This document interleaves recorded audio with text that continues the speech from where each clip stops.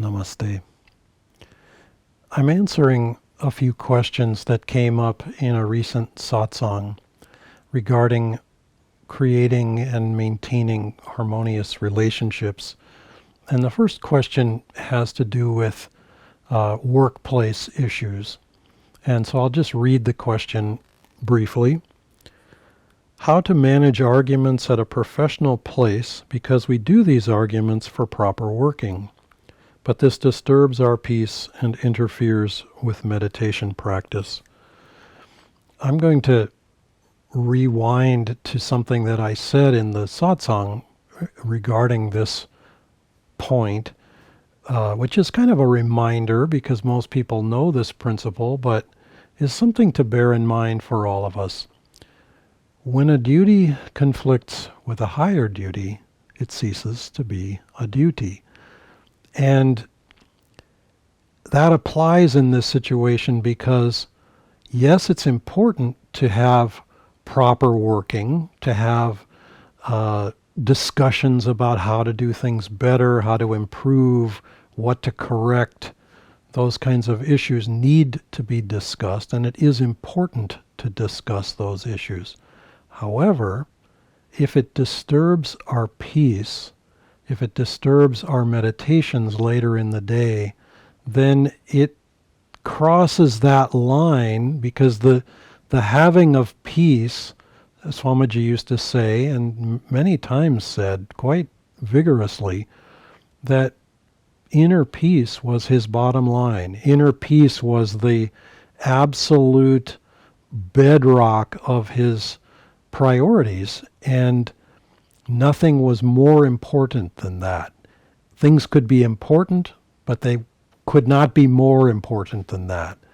And so that's a red line, or a marker beyond which we should be careful not to go. Now, having said that, I'll go back to what I said earlier, which is that it is important to speak of how we work together, which systems are appropriate, how can they become more efficient, etc. All of those things are relevant, but we have to be able to discuss.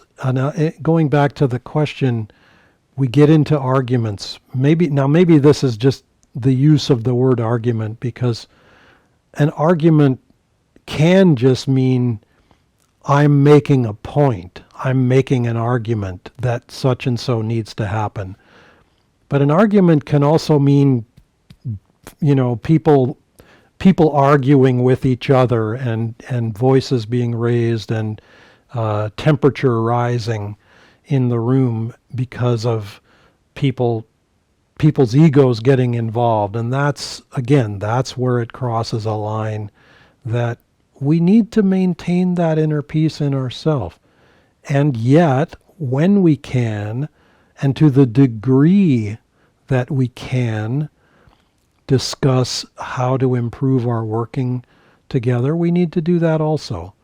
But always watchful, because at the end of the day, we must go home with peace in our hearts. We must be able to sit for meditation before God and before all of life and say, I give you back this day now. I've done my very best, and I have peace in my heart, and I release everything.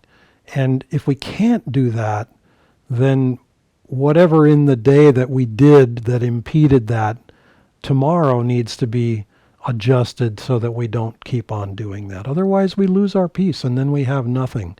We may have wealth, we may even to a degree have health, but if we lose peace of mind, we've lost everything. Namaste.